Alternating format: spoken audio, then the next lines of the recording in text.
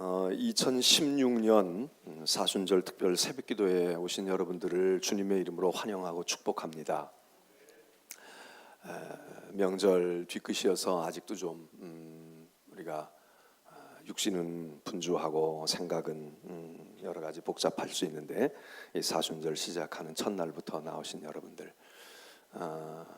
같이 한번 인사하시면서 사순절 우리 시작했으니까 부활이 올 때까지 깨어서 기도하고, 또 이번에 신약의 말씀을 우리가 한번 잘 아로새기는 기회가 됩시다. 그런 뜻을 담아서 여러분들 새벽에 오신 서로를 축복해주고, 그리고 격려하는 우리 인사 나누고 말씀을 듣겠습니다. 우리 함께 인사하겠습니다. 새벽에 만나서 감사합니다. 또 같이 기도하게 돼서 행복합니다. 그리고 은혜 많이 받읍시다. 사순절 끝까지 합시다.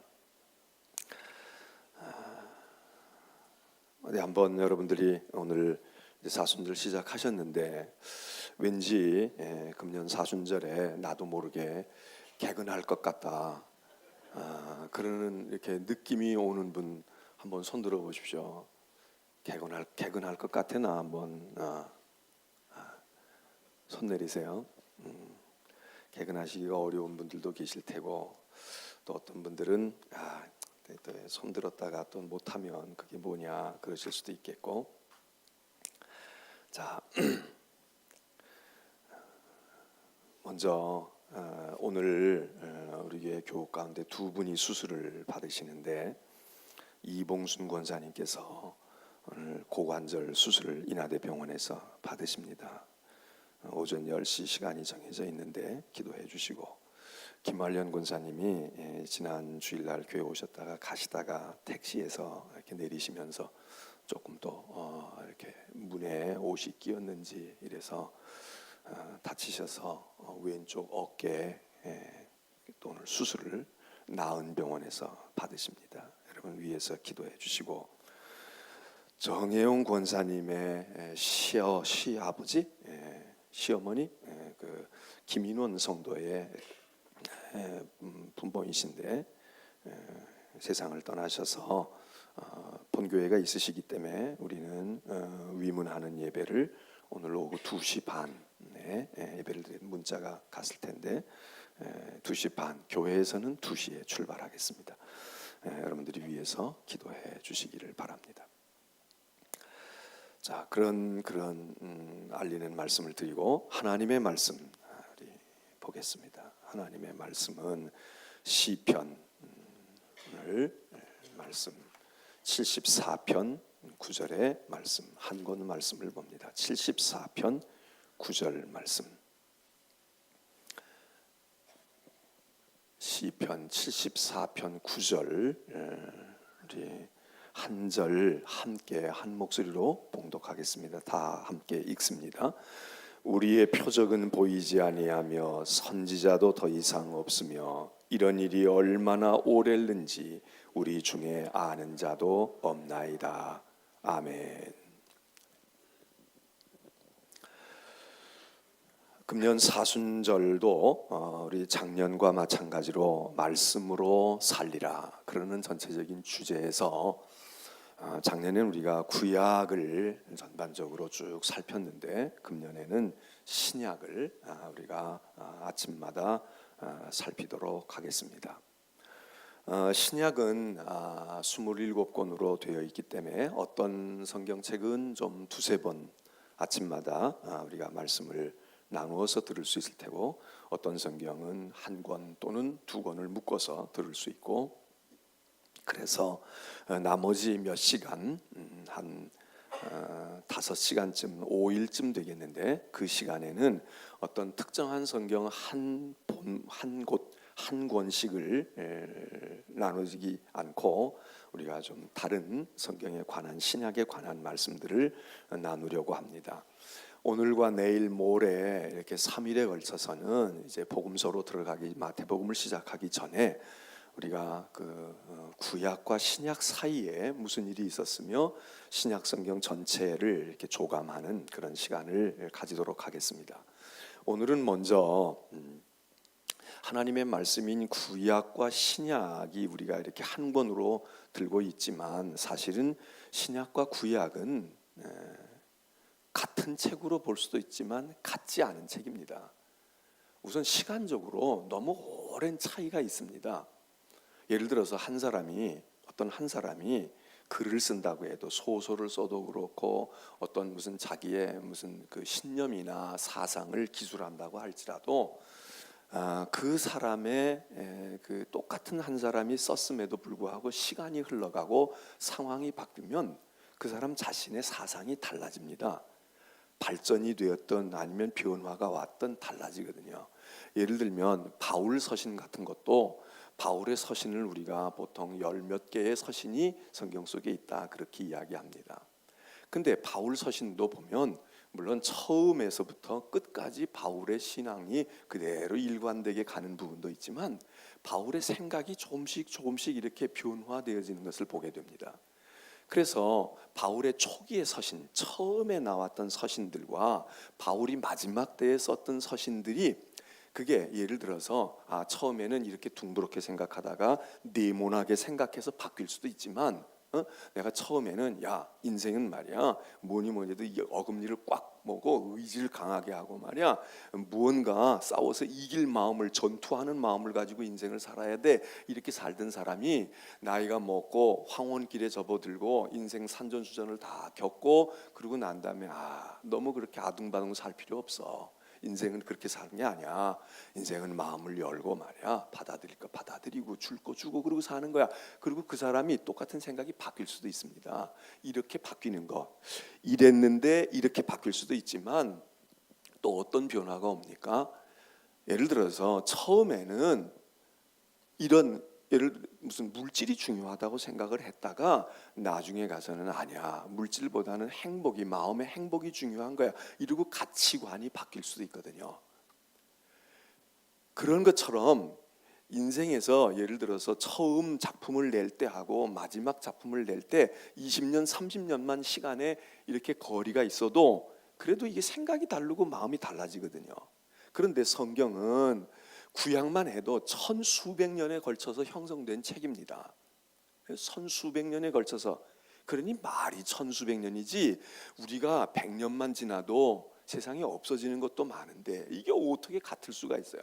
우리가 한 권으로 들고 다니니까 성경이 한 권 이렇게 얘기하지만 이게 한 권이 아니라 엄청난 성경 안에 시간과 공간, 환경의 모든 차이가 시대가 바뀌고 엄청난 변화가 있는 그 속에서 되어진 책이니까 이게 구약 안에서만도 우리가 많은 생각을 해야 되지만 신약은 더군다나 또 이게 예수님의 오심을 통해서 되어진 서신이기 책이기 때문에 이 신약과 구약은 이게 성격이 아주 판이하게 다를 수가 있다 그 얘기입니다.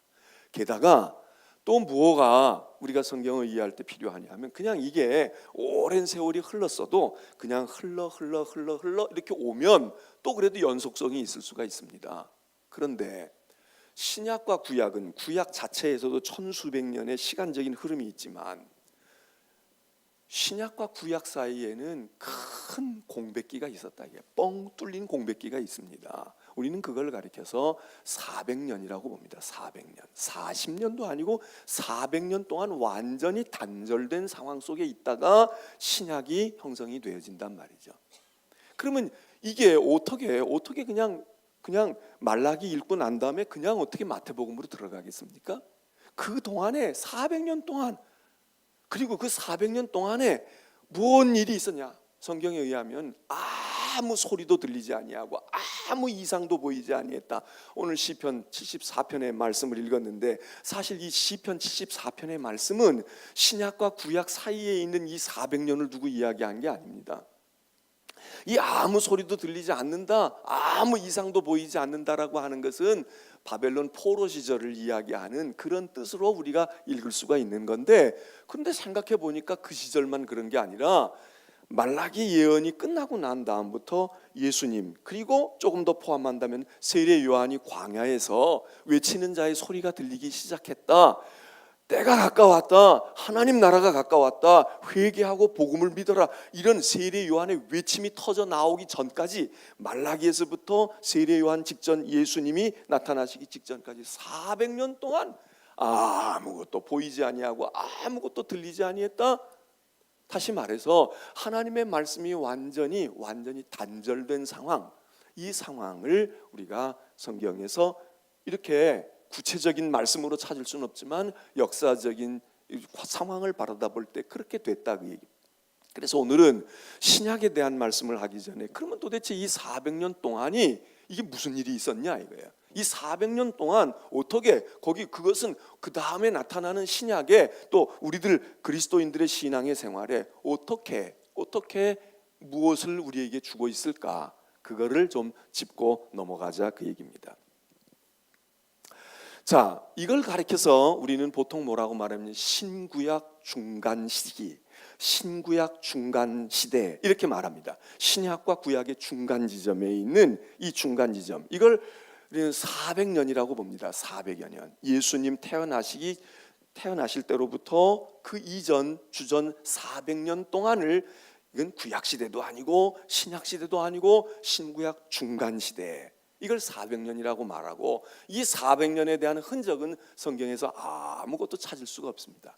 차라리 그 과거의 것은 구약을 들춰서 보면 되고 그 이후의 것은 성경을 들춰보면 되는데, 이 중간 시대의 것은 아무것도 없다. 마치 필름이 끊기는 것처럼 아무리 오래되었어도 녹음이 있고 자료가 있고 책이 있고 유물이 있으면 그걸 들여다볼 수 있는데, 400년 동안 나 그때 작년 시절 40살로부터 45살까지는 내가 교통사고가 나서 기억력이 다 상실됐어. 그래서 아무것도 기억하는 게 없어. 또는 그때 학창 시절에 앨범이 다 없어져 버려가지고 나는 아무것도 남지가 않았어. 머리가 하얘. 이렇게 되면 시간적으로는 더 오래된 일이 있지만 그 일은 그래도 기억할 수 있고, 어린 시절 말이야, 뭐 어떻게 살았어, 아버지 엄마가 고향이 어쩌고 그러는데, 정작 청년 시절 아무것도 없다.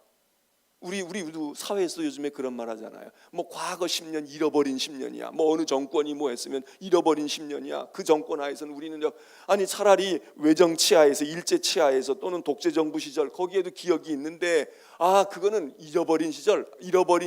이게 어떻게 보면 독재자야, 나쁜 놈들, 유신하고 말이야, 이렇게 얘기하는 것보다 더 나쁜 것일 수 있지 않습니까? 아예 그때는 인생이 없다 이거야. 잊어버렸어. 아무것도 없어. 여러분, 이 신구약 중간 시대 400년 동안에 오늘 시편에 있는 말씀처럼 아무것도 보이지도 아니하고 들리지도 아니했던 시절이라고 이렇게 우리가 일컫고 있는데, 이렇게 말하는 이 시기 동안에 사실은 세상적으로 볼 때 역사적으로 굉장한 소용돌이가 일어났고요. 그때 400년 동안 모든 사람이 다 잠자고 있었겠습니까? 그렇지 않습니다. 동양은 동양대로 그 역사가 흘러갔지. 뭐 왕조들이 형성되고, 그 당시 여기 유대 땅에도 팔레스틴 땅에도 역사는 이어져 갔습니다. 그 역사가 무엇인가?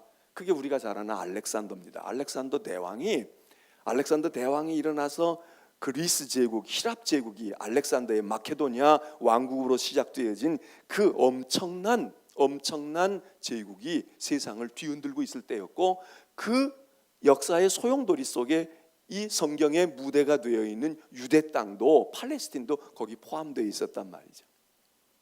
그래서 알렉산더의 지배를 받습니다. 근데 우리가 아는 대로 알렉산더가 오래 살지를 못해요. 이 영웅 호걸이 얼마 살지를 못하고 죽습니다.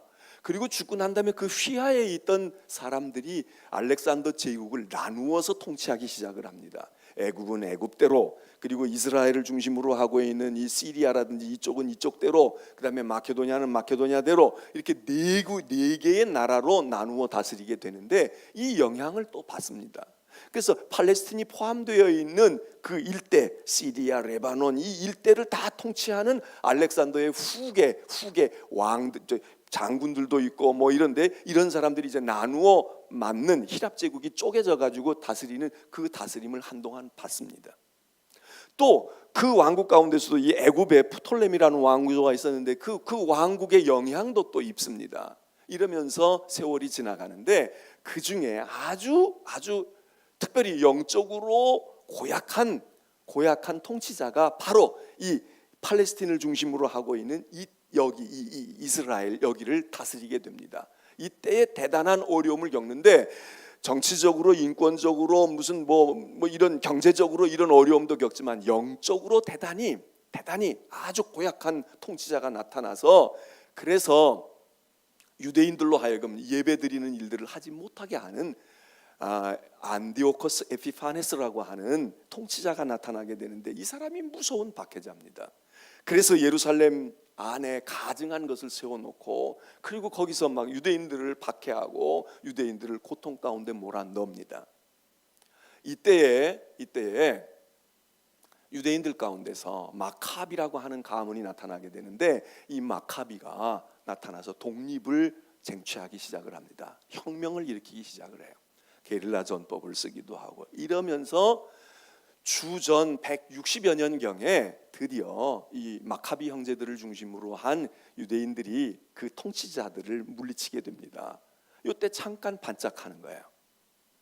그래서 이때 예루살렘 성전과 예루살렘 안에 있었던 우상의 단지들 지저분한 것들을 다 정리하고 그리고 성전을 다시 재봉헌하는 일들이 생기게 됩니다. 이게 주전 한 160여 년경쯤 이야기입니다. 그리고는 하나님 앞에 다시 이 성전이 이제 우상과 더러운 것들을 다 정리하고 하나님께 봉헌합니다. 그러면서 지켰던 절기가 하나 딱 요 절기가 성경의 흔적으로 남게 되는데 이게 복음서에 나타납니다. 뭐라고 말하면 수전절이라는 게 나옵니다. 수전절, 성전을 깨끗하게 정리하는 절기. 이걸 요즘에도 유대인들이 지키고 있는데 이게 바로 하누카라고 하는 절기입니다. 하누카. 이 새 초쯤에 이 하누카 절기가 있어요. 빛의 절기. 이래서 이 절기를 지킵니다. 이거는 유월절이라든지 초막절이라든지 이런 성경의 구약에 나타나는 절기가 아니지만 역사 속에서 유대인들이 잊을 수 없는, 그리고 이렇게 전투하고 싸웠던 이들이 결국은 또 하나의 강력한 세력이 등장하는데 이게 폼페이우스라고 하는 로마의 장군이 들어오면서 주전 64년경 예루살렘을 다시 한번 진멸시키게 됩니다. 이게 유명한 바로 마사다라고 하는, 이스라엘 사람들이 여기 성지순례 할 때 우리도 가봤죠. 마사다 고지를 올라갔지 않습니까? 거기서 장렬하게 모든 사람들이 다 죽습니다. 최후의 이름까지도 남기지 아니하고 다 전사합니다. 그래서 성경에는 마사다에 대한 이야기가 직접 언급되지 않지만 유대인들은 거기를 말이죠, 성지 중에 성지로 생각하니까 오늘의 이스라엘이 탄생하게 되어진 직접적인, 우리가 이렇게 싸웠어. 그래서 우리가 성지순례 이렇게 할 때 보니까 어린 아이들이 말이야, 중학생, 초등학생 이런 어린 아이들이 거기 관광지를 가는 거예요. 버스 타고 막 가고. 그 왜냐하면 거기서 자기들 조상들이 다 몰살했거든. 완전히 죽었거든요. 이런 일들이 이 신구약 중간사 속에 나타나게 됩니다. 그리고는 한 150, 60년이 지나서 광야에 외치는 자의 소리가 들리는데 비로소 예수 그리스도의 오심을 외치게 되고 이제 마지막 때에 하나님께서 마지막으로 그 하나님의 말씀, 하나님의 카드를 꺼내시는데 하나님이 숨겨두었던 이제 하나님의 최후의 카드, 이거보다 더 이상 보여줄 패가 없어. 하나님께서 구원의 패가 없으신 거야. 이게 마지막, 그리고 가장 확실하게 그게 바로 예수 그리스도가 오신다, 이 얘기입니다. 자, 역사적으로 이런 일들이 있어서 이제 그러니까 그 사이에 알렉산더로부터 시작을 해서 그 후계자들이 통치하는 일들이 있었고, 자기들이 민족주의자들이 혁명을 일으켜서 잠시 동안 마카비 왕조를 형성하는 것 같았지만 얼마 안 지나서 로마라고 하는 제국이 등장하면서 폼페이우스 장군이 들어와서 예루살렘을 몰락시키고, 그리고서는 그 이후에 이제 신약 성경의 역사는 계속 로마의 지배하에 있는 시대의 말씀이 우리 가운데 오는 거다, 이겁니다. 이때에 중요한 것이 무언가 하면, 우리가 이제 신약 성경에서 우리들이 이때에 나타나는 게 뭔가, 그 와중에 말씀은 들리지 않았지만 그때에 유대인들 가운데서 이런 정치적인 지형의 변화, 많은 것들이 있었는데 이때에 유대인들 안에서 그래도 나름대로 신앙을 지키는 사람들이 있지 않겠습니까? 예언자가 안 나타나고 뚜렷하게 성경을 지금 쓰지 못하고 계시를 받은 게 없어도 이때 나타나는 것이 우리가 신약에서 자주 접하는 무리들의 뿌리가 이때 생성이 되는데, 그 사람들이 누구냐? 바로 이 신구약 400년 역사 가운데 한 200년이 흘렀을 때 200년이 흘렀을 때 유대인들의 무리 속에서 신앙의 그룹들이 형성이 됩니다. 우리는 이거를 종파 또는 분파, 섹트라고 이야기합니다. 이게 누구냐? 바리새인, 사두개인. 성경에 두 가지 그룹이 나오는데 그 중에 하나 더 이야기한다면 에세네파라고 하는 분파가 등장하게 됩니다. 바리새, 사두개는 우리가 너무나도 신약에서 잘 아는 겁니다. 복음서와 사도행전을 읽을 때에, 서신들을 읽을 때 바리새인, 사두개인, 그들과 예수님과의 관계, 예수의 제자들과 초대교회의 관계, 이게 굉장히 얽히설키 설겨져 있는 것입니다. 이 그룹들이 언제 나오느냐? 이게 무슨 모세 시대에 오는 게 아니고 여호수아 가나안 정복 시대에 나타나는 게 아니라 바로 이 신구약 중간사 시대 속에서 주전 400년 사이에서, 특별히 주전 200년경부터 이런 그룹들이 생겨지기 시작하는데, 바리새파, 사두개파, 그리고 에세네파. 이 에세네파는 성경에 에세네파라고 별로 그렇게 나타나지는 않지만 흔적들이 보여지고, 어떤 사람들은 이야기하기를 이 에세네파의 마지막 뿌리로 온 사람 가운데 그 영향을 많이 입은 분 세례 요한도 이 에세네파의 영향을 많이 받은 것 같다. 왜? 세례 요한의 행색을 보니까 그가 광야에 나가 살고 메뚜기와 석청을 먹고 금욕주의를 생활하고 그러는 것 보니까 에세네파의 영향을 많이 입은 것 같다. 이렇게 이야기하는 겁니다. 바리새파, 사두개파, 에세네파, 이 세 분파가 이스라엘에 아무 소리도 들리지 않는 그곳에서 그들을 끌어갔다. 자, 바리새파, 이 사람들은 성분이 달라요. 사두개파, 바리새파는 성분이 달라요. 출신 성분이 다릅니다. 우리가 얘기할 때 바리새파는 굉장히 이 사람은 대단한 사람, 아니 대단한 사람들이 아닙니다. 이 사람들은 우리로 말하면 일반 서민쯤 되는 사람들입니다. 사두개파가 대단한 사람들입니다. 사두개파는 제사장 그룹과 귀족 출신의 후예들로 구성이 된 것으로 추정이 돼요. 그래서 이름도 사독이라고 사두개라고 말하는데, 사두개라는 말은 옛날 솔로몬 시대에 제사장으로 있었던 사독 계열, 사독의 후손들, 거기서 이름이 유래됐다는 거예요. 그래서 이 사두개파는 신분이 양반 계층이고 귀족 계층이고, 아니면 정신적으로 제사장 후예들이거나 이런 구별된 사람들이 사두개인들을 형성했고, 바리새파는 그냥 평민들인데 이 평민들이 보통 평민들이 아닌 거예요. 신앙적으로 굉장히 철저한 사람들입니다.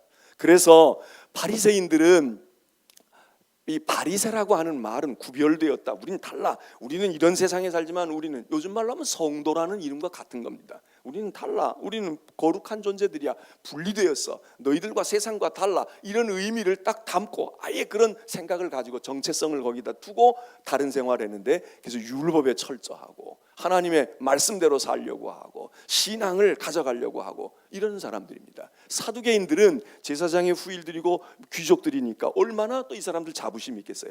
차이는, 바리새인은 세상과 거리를 두고 살려고 합니다. 세상의 흐름에 따라가지 않으려고 하는 거예요. 사두개인들은 세상 속에 들어가서 우리가 무언가 해야 돼, 이러다가 보니까 정치에도 발을 딛게 되고 경제에도 발을 딛고, 예를 들면 그런 거예요. 현실 생활 속에 들어가서 영향력을 발휘하는 리더들이 됩니다. 그러다가 보니까 이 사람들이 어떻게 됩니까? 이 사람들은 자꾸 타협하게 돼요. 야, 사업하는데 주일날 문 닫으면 되겠어? 문 열고 누구 알바생을 두든지, 아니면 말이야 누구 두고, 그래서 사업을 유지해 갑니다. 사두개인들은 세상적으로도 굉장한 위치에 오르는 사람들이 많습니다. 바리새인들은 구별합니다. 그러니까 구별하니까 자꾸 이 사람들이 말이죠, 자기들 자부심이 강해져요. 우리는 너희와 같지 않아. 너희들은 그래? 우리는 하루 3번씩 기도한다고. 너희 11조 드려? 우리는 말이야 이 박하, 근채, 파 한 단, 고구마 한 줄기도 하나님 앞에 11조 하는 거야. 이런 자부심을 가지면서 독선주의에 빠지게 됩니다. 배타주의에 빠지게 되고 구별의식에 빠지게 되고, 이런 생각을 해.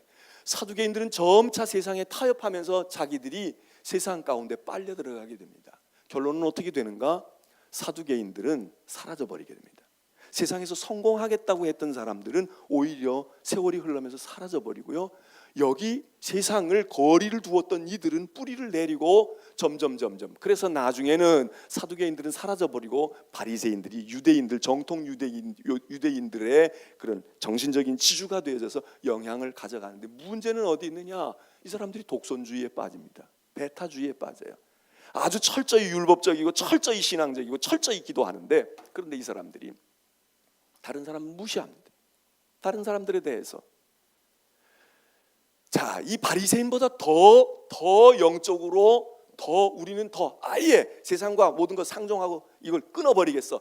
그리고 세상을 등지고 떠나서 자기들끼리 공동체를 형성하는 사람들이 누구냐? 옛날 신앙촌 만들듯이 말해요.